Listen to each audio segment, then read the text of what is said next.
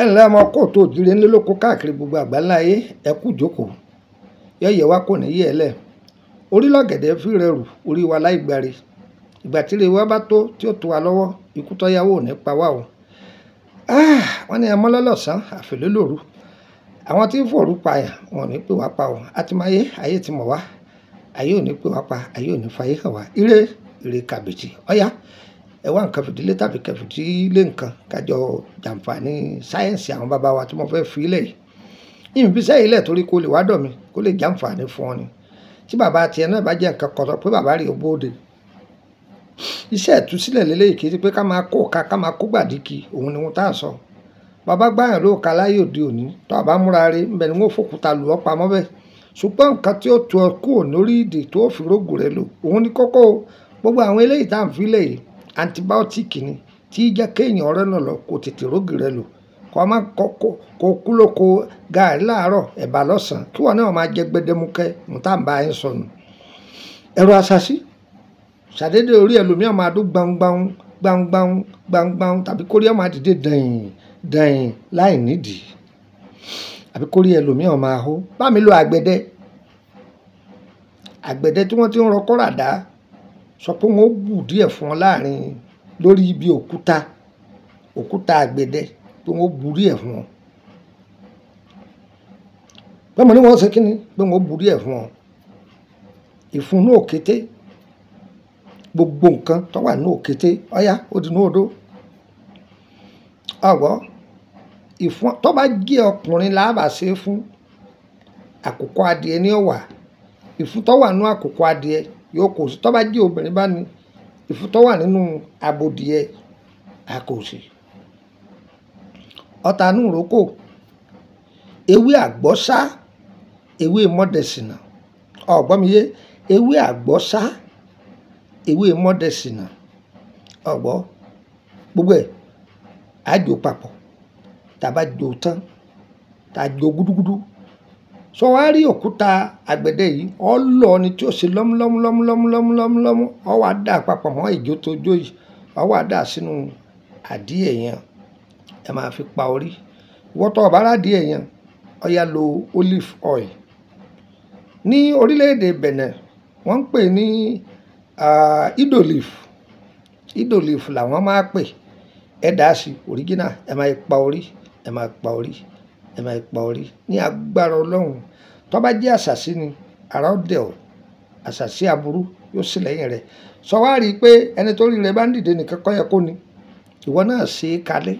ẹ máa pa àwọn ọmọ yín lórí ó dára ó jẹ́ wàràwàrà ṣùgbọ́n agbára Ọlọ́run ó lékè ohun gbogbo agbára Ọlọ́run ju ohun gbogbo lọ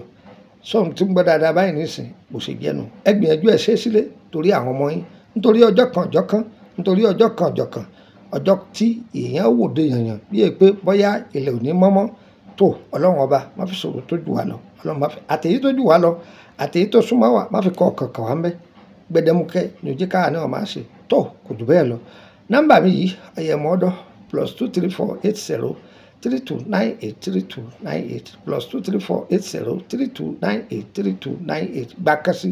+23481 33155 111 +23481 33155 111 tó bá ti pé méjèèjì yìí tí ò lọ mo sì lórílẹ̀‐èdè Nàìjíríà mo wà lórílẹ̀‐èdè Benin ọ̀gbọ́ kò sí kódà kí n má sí ní Benin bóyá Burkina Faso mọ́ lọ Niger ní Liberia ní Côte d'Ivoire ní Ghana ní tó bá pe nọ́mbà Benin mi yóò sì máa dán lóhùn àmọ́ bí wọ́n ti ṣe o nọ́mbà Benin bó ṣe rí nù o bó ṣe rí nù ṣùgbọ́n tó bá bá mi sọ̀rọ̀ ní WhatsApp Nàìjíríà yẹn kò sí ni ibẹ̀ gangan ọ wà ní Benin ní o kọ́ńtírì yóò tọ́ wà ní o +23480 3298 3298 ibẹ̀ ní gbogbo yẹn máa darí ìbéèrè yín kọ tó bá lọ darí kọ ti Benin yìí ní dán lóhùn kọ́bọ̀ yìí ní dán WhatsApp mélòó mo fẹ́ máa control sẹ́mi ń ṣiṣẹ́ ọ́fíìsì ni àbí mo ń ṣiṣẹ́ kọ̀ǹpútà bí mo ti lè dán lóhùn ìwọ tí n bá ti wàá dáhùn mẹ́sẹ̀gì rẹ ó ṣe sùúrù fún mi ìrọ́pọ̀ ńlẹ̀ tó ṣe jẹ́nu èèyàn mẹ́rin ló lè pe nọ́mbà mi o kì í ṣe gbogbo èrò ìwọ tí o fẹ́ béèrè àkọsẹ̀jáyé rẹ owó lọ́ọ́ san ìwọ tí o fẹ́ wọ WhatsApp group owó ni wọ́n ń sanwó bẹ̀ tẹ́lẹ̀tẹ́lẹ̀ sẹ́ẹ̀mì ni ó ti di dí mi wọ́n tó wà lédè Nàìjíríà 10,000 ni tó o bá ti san sẹ́nu ẹ̀kẹ́ má béèrè kankan ní dán lóhùn tó o bá sanwó tó wọlé bó ṣùgbọ́n ti parí ọ máa san mí tọmọ kí tó o bá ra dátà 100,000 bó ṣùgbọ́n parí bọ̀ ra mí wọn kò kú mẹ́rin bó ṣe rí nìyẹn o tọ́ àti ìwọ tó jẹ́ pé o fẹ́ ra àwọn product ta nílẹ̀ bóyá bí àtúndè ni àbí nǹkan kankan ẹjọ́ o níbo ni mo ti lè ríra o á sọ pé ibi báyìí ó ríra ń bẹ̀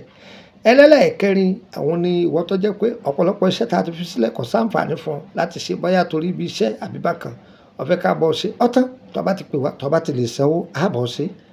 ó sì jẹ́nu DHL lọ́fẹ́ gbé ìwọ ló sanwó rẹ̀ mọ́tò lọ́fẹ́ gbé ìwọ ló sanwó rẹ̀ kódà ìwọ tó wà lórílẹ̀‐èdè Benin pé o fẹ́ kí wọ́n gbé iṣẹ́ rẹ̀ kàn lára àwọn tí ọ̀bọ̀ sẹ́ndì àwọn ti wà lẹ̀ so kò ní sí rárá kódà tí dábìjan ìwọ tó wà lábìjan pé ǹjẹ́ wo iṣẹ́ rẹ̀ gbà má wọrí kò jù bẹ́ẹ̀ lọ má wọrí ẹ̀yìn yẹn mi ní ìlú Abidjan ẹ kú ojú lọ́nà láàrin oṣù kẹsàn-án sóṣù kẹwàá ẹ kú ojú lọ́nà ń bọ̀ wá bá wa ń lu ọjọ́ díẹ̀ rẹpẹtẹ pẹ̀lú wa ẹ má bínú torí pé allegation ẹ pọ̀ pé mi ò ń lò jọ̀sẹ̀ méjì lọ yóò jù bẹ́ẹ̀ lọ tí n bá wá ní oṣù kẹsàn-án ó ṣe jẹ́nu á dára fún wa o ayé wa kò ní yẹ ń bọ̀ lọ́dọ̀ mi ní orílẹ̀-èdè Nàìjíríà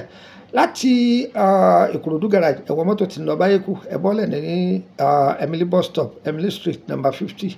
lẹ́gbẹ̀ẹ́ ilé lọ́ọ̀yà ní ìmọ̀lọ́dọ̀ mi lórílẹ̀-èdè Benin kò tẹ́ ẹ̀ẹ́dẹ́gà kan níbi Túndé tí ń ta mọ́tò